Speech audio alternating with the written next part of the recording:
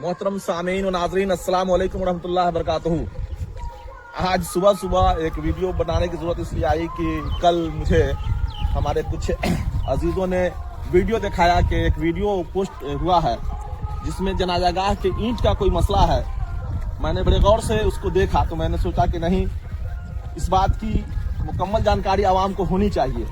तो अभी मैं जनाजागाह में हूँ, पोखरेरा जनाजागाह में हूँ। आप देख रहे हैं कि पोखरेरा जनाजागाह में है और इस वीडियो में आप देख रहे हैं कि टेलर से ईंट गिर रही है।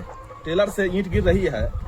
आज से कुछ दिन कबल जब हम लोग जनाजागाह में थे तो उस वक्त हम लोगों ने देखा कि भाई जनाजागाह के इस तरफ यहाँ आप देख रहे हैं कि एक कब्र हो गई है। तो यह खदशा हुआ कि ऐसा नहीं हो कि कहीं फिर उसके आगे भी कोई कब्र हो जाए। तो मेरे जहन में आया कि क्यों नहीं इसको यहाँ से एक बाउंड्री वाल करवा देते हैं ताकि उसके अंदर में कोई नई कब्र नहीं तामीर हो सके। फौरन मेरे जहन में आया, मैंने फोन किया भट्ठा वाले को कि भाई 2 टेलर ईंट गिरवा दो। 2 टेलर ईंट गिरी और साथ ही साथ मेरे जहन में आया कि एक लाइनिंग के लिए पेवर ब्लॉक लगवा देते हैं ताकि लोगों को जमा सब सीढ़ी करने में आसानी होगी। तो पेवर ब्लॉक भी 2000 पेवर ब्लॉक मंगवा लिए। क्योंकि मेरा काम लगातार होता रहता है मुख्तलिफ जगहों पे, मैंने कहा, उन लोगों ने गिरा दिया। इस दरमियान में फिर जब बाउंड्री वाल होने का काम आया तो कुछ लोगों ने कहा कि अगर अभी बाउंड्री वाल आप कर देते हैं तो इसके आगे मिट्टी भराई का काम होना बाकी है। आप देख रहे हैं कि सामने गड्ढा है।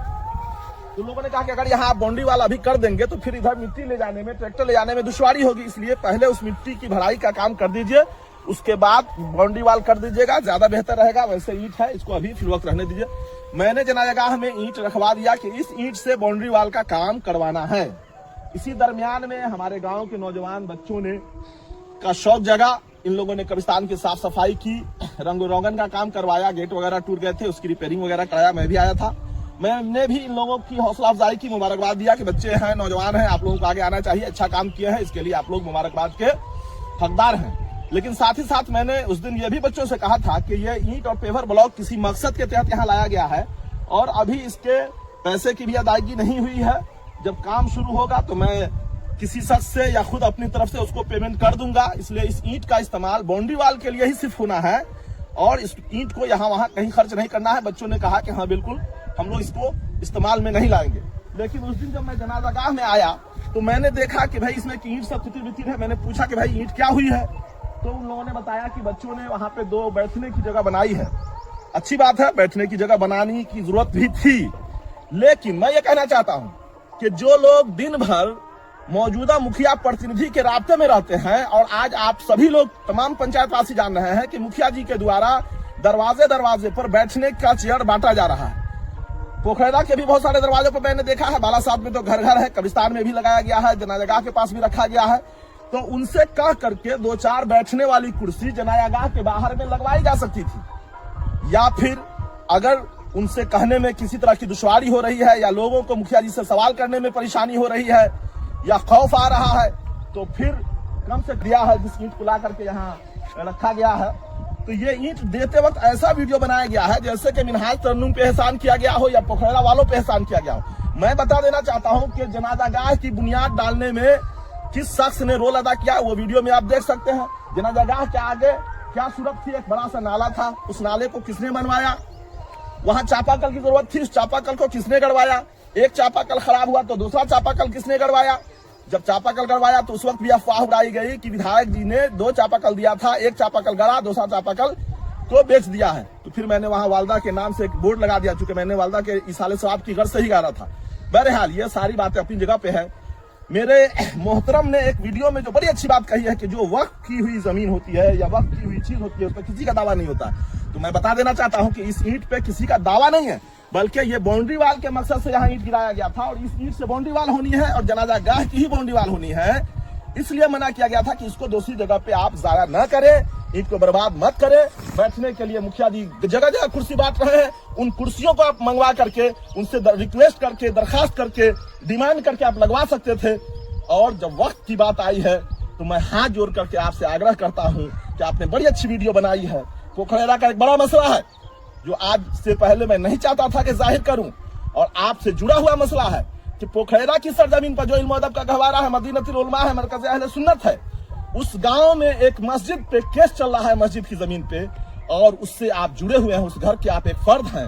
एक शख्स ने मस्जिद की जमीन पे ये केस किया है, सिविल कोर्ट में कि मस्जिद की जमीन को कब्जा कर करके अपना मकान बना लिया गया है और उसका केस सिविल कोर्ट में चल रहा है।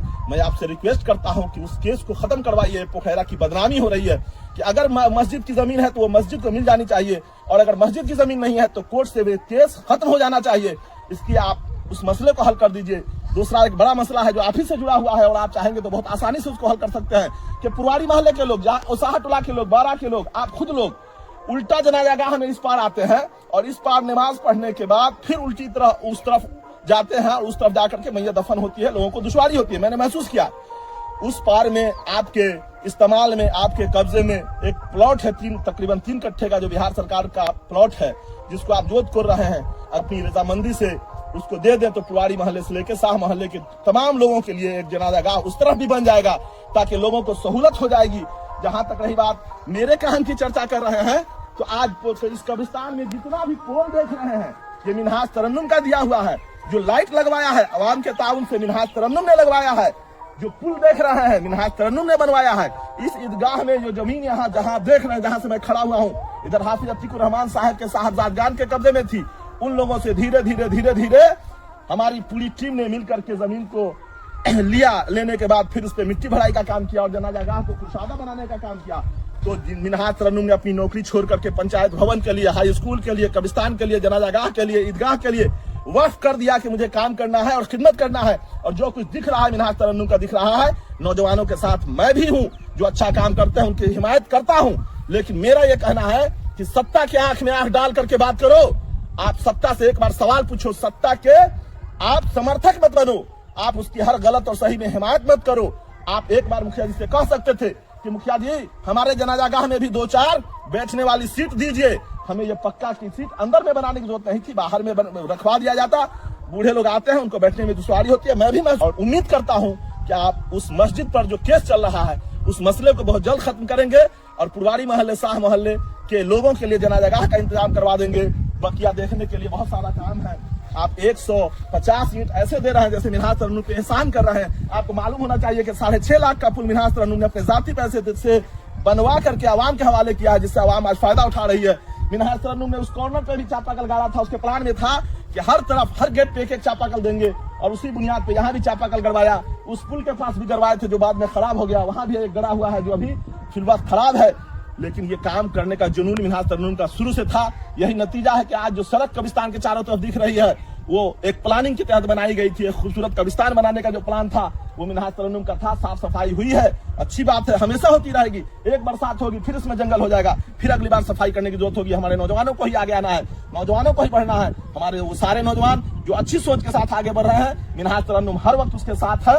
लेकिन उन नौजवानों की हिमायत मैं कभी नहीं कर सकता हूँ जो हमारे सत्ता की हिमायत करते हैं, चाहे वो गलत करें या सही करें। एक बात हमारे गांव, हमारे समाज के उत्थान के लिए होनी चाहिए, इसके विकास के लिए होनी चाहिए, इसके डेवलपमेंट के लिए होनी चाहिए। जिस तरह से मिनहाज तरन्नुम के वक्त में सवाल जवाब पूछा जाता था, गली गली के लिए सवाल पूछा जाता था, आज भी सत्ता से सवाल होना चाहिए। तो सत्ता से सवाल करने वाले मिनहाज तरन्नुम से सवाल कर रहे हैं। बड़ा अफसोस होता है कि जिनसे सवाल करना चाहिए उनसे तो आप दोस्ती निभाने का काम करते हैं, उससे रात दिन गुफ्तगू करने का काम करते हैं और सवाल मिनहाज तरन्नुम से काम पूछते हैं, जिस मिनहाज तरन्नुम ने काम नहीं किया है बल्कि काम का एक बड़ी लंबी चौड़ी फहरिस्त बना के रख दिया है।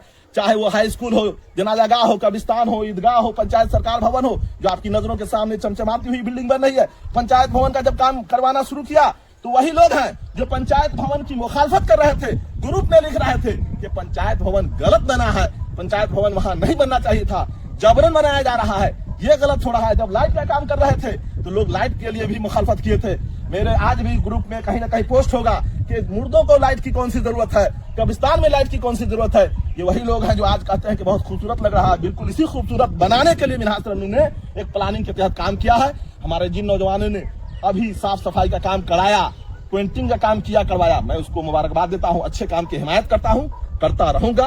खुदा हाफिज। मैं उम्मीद करता हूँ कि आप मसाइल को हल करेंगे और जो मस्जिद पे केस चल रहा है उसको बैठ करके और हल करने की कोशिश कीजिए। इससे बदनामी हो रही है जनाजागाह के लिए, जो पुरवारी मोहल्ले के लोगों के लिए है। अपनी रजामंदी से वो जगह लोगों के हवाले कर दीजिए ताकि वहां भी उस तरफ के लोग जनाजे की नमाज पढ़ सके।